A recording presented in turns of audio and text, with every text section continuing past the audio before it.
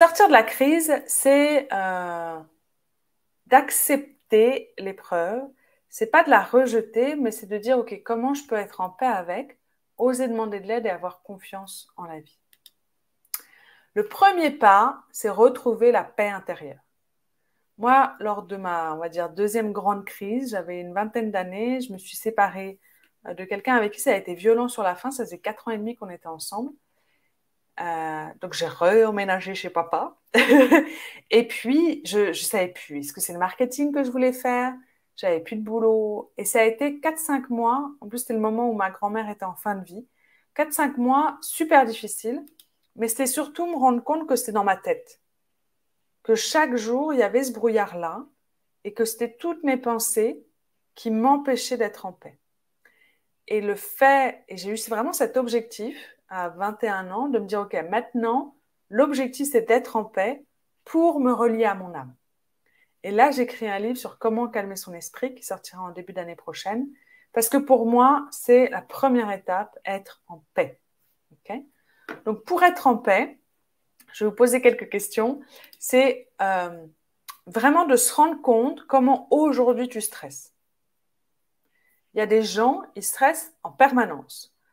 Moi, j'ai appris, heureusement, à être plus en paix, ce qui fait que quand il y a une situation qui me dérange, mon objectif, mon intention, c'est d'être en paix. Mais dans un premier temps, c'est de comprendre comment je devine que je stresse ou pas. Donc, on peut être irrité, on peut être en colère, on peut être aigri, on peut être perdu, on peut attaquer les autres, moi ça m'arrive, on peut être rempli de doutes, de questions. Okay, donc, c'est tout ce qui arrive un peu dans notre tête.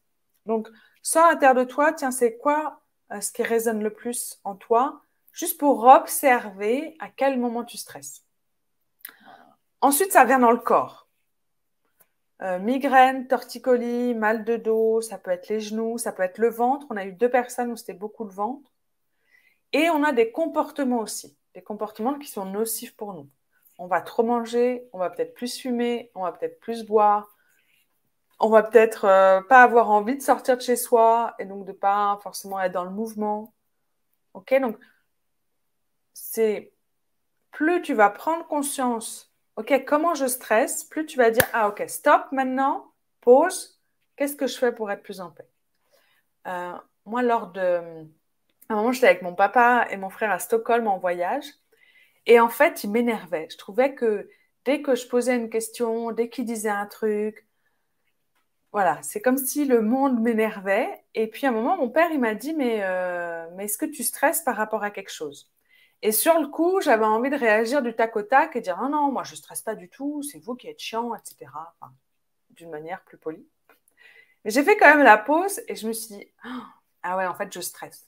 Je sens que c'est la fin de ma relation. C'était il y a une dizaine d'années.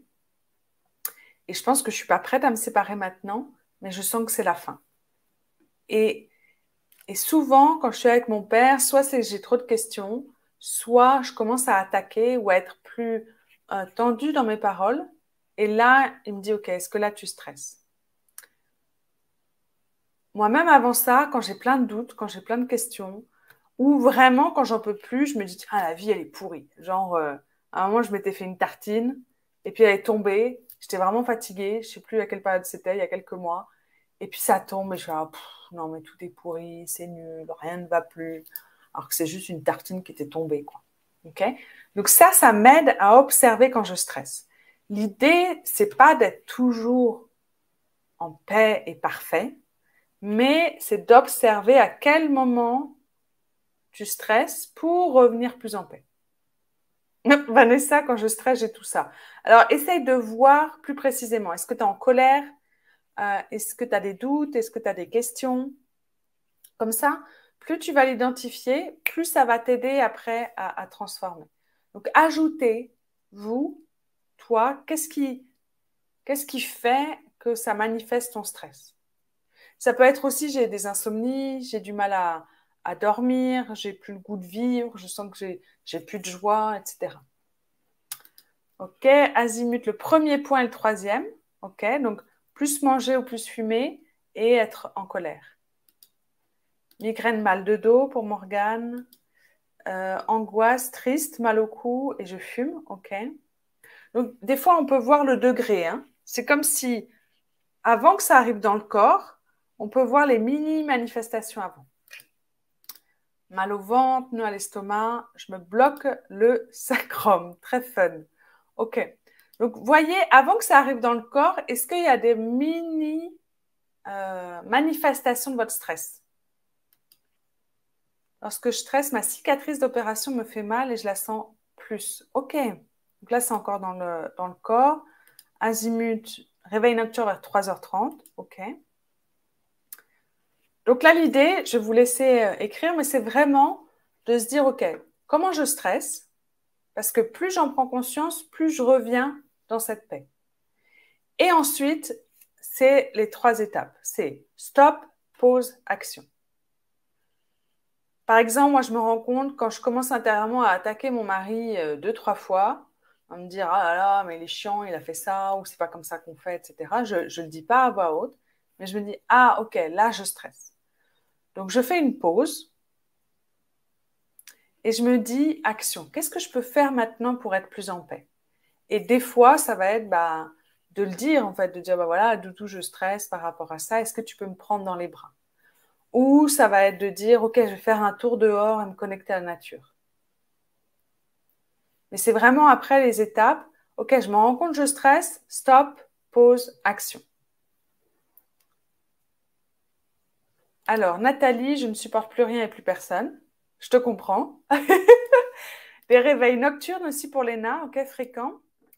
Lorraine, quelques jours avant une première opération, c'était la colique néphrétique, puisque les reins sont reliés à la peur. Ok, donc là, c'était vraiment physique, ça a tout vidé. Mal à dormir, de doutes, d'agitation, beaucoup de pensées. Ok, j'ai des amis, ils n'arrivent pas à s'endormir s'il n'y a pas la radio, parce qu'ils disent j'ai tellement de pensées dans la tête qu'il faut que j'ai du bruit à l'extérieur pour pas entendre mon bruit intérieur. Tendu, moins souple de caractère, ouais, c'est ça. Donc, ça nous énerve un peu plus. Les autres nous énervent. Les doutes, ouais, Agnès, top. Tu as aussi les questions, beaucoup. Les pensées partent dans tous les sens. Réveil nocturne. Dan, je ne supporte plus rien. Je te comprends. Catherine, en voiture, en allant au travail, tu sens que tu stresses. Mais alors, c'est quoi les manifestations que toi? Et là, Laura, je mange sucré, je suis agressive et je me réveille à 3h du mat. Je stresse, je suis speed. Ah, génial, ok, Marie-Laure. Donc, j'ai une cliente aussi comme ça. Elle parle beaucoup plus vite. Elle parle, elle parle, elle parle. Donc, ok, quand par exemple, tu te rends compte que tu as plein de choses à faire, que tu fais tomber des trucs, hop, ok, stop, pause, action. Qu'est-ce que je peux faire? Et une des actions, ça peut être je ralentis mon rythme. Ou je parle plus doucement. Ou j'écoute mon cœur.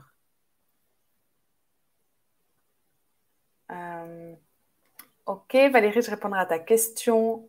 Donc là, c'est un deuil. Hein. Comment se reconstruire après avoir été ghosté? Donc, c'est déjà revenir en paix, Valérie. Comment tu peux être en paix par rapport à une personne qui t'a ghosté? En clair, il fait le mort, quoi. Ok? Donc, comment tu peux être en paix par rapport au fait qu'il y a une personne et cette situation-là? Donc, plus tu observes les moments où tu stresses, stop, pause, action, tu reviens déjà en paix. C'est la première étape. Ok, Marjolaine, je remets tout en question. Je comprends. Palpitation à la tête dans le brouillard. Ok. Ok. Donc, tu traînes et puis tu te couches plus tard. L'isolement. Ouais, la baisse de créativité. Ok. J'allais dire top. Mais c'est bien d'observer les moments où vous stressez pour après revenir plus en paix. Ah oui, tu vois des signes partout. Alors ça arrive aussi à beaucoup de mes clients.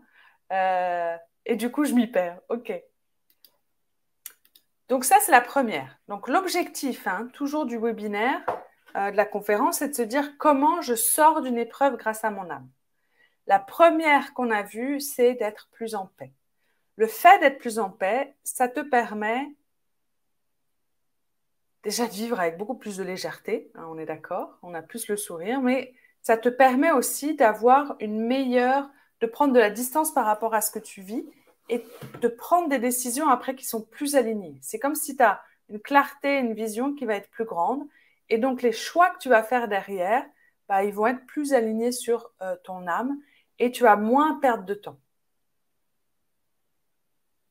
Le deuxième pas, c'est demander de l'aide.